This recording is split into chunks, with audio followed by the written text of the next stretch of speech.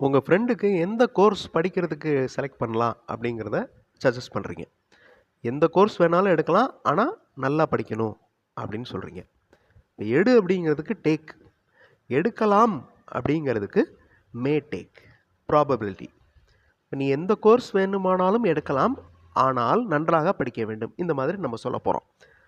நீ எடுக்கலாம், you may take. அடுத்த வார்த்தை என்ன சேர்க்க போகிறோம்? எந்த கோர்ஸ் வேணாலும் நீ எடுக்கலாம். You may take any course. எந்த கோர்ஸ் அப்படிங்கிறதுக்கு any course. You may take any course. You can choose any course. இந்த மாதிரி சொல்லலாமா? You can choose any course you like. இந்த யூ வாண்ட், யூ லைக் அப்படிங்கிறத பாருங்களேன். உனக்கு பிடிச்ச எந்த கோர்ஸ் வேணாலும் நீ எடுக்கலாம். Okay, you may take any course you want. ஆனால் நன்றாக படிக்க வேண்டும். But you should study well. இந்த ஷுட் அப்படிங்கிறது இந்த இடத்துல கட்டாயம் படிக்கணும் அப்படின்னு வந்தது. Okay, you should study well. இந்த கோர்ஸ் வேணாலும் நீ எடுக்கலாம், ஆனால் நல்லா படிக்கணும். இப்போ அடுத்தது பாருங்களேன்.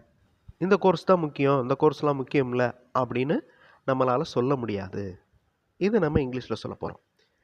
இப்போ இந்த கோர்ஸ் முக்கியம், இந்த கோர்ஸ் முக்கியம் இல்லை, நம்மளால் சொல்ல முடியாது. இப்போ ஃபஸ்ட்டு நாம் சொல்ல முடியாது அப்படிங்கிறத இங்கிலீஷில் சொல்லுவோம். we cannot tell. கேன் அப்படின்னா முடியும், cannot அப்படின்னா முடியாது. ஓகே, நாம் சொல்ல முடியாது. டெல் அப்படின்னா சொல்கிறது. இப்போ அடுத்த சென்டென்ஸ் பாருங்களேன். நாம் முடிவுக்கு வர முடியாது. இது எப்படி இங்கிலீஷில் சொல்கிறது?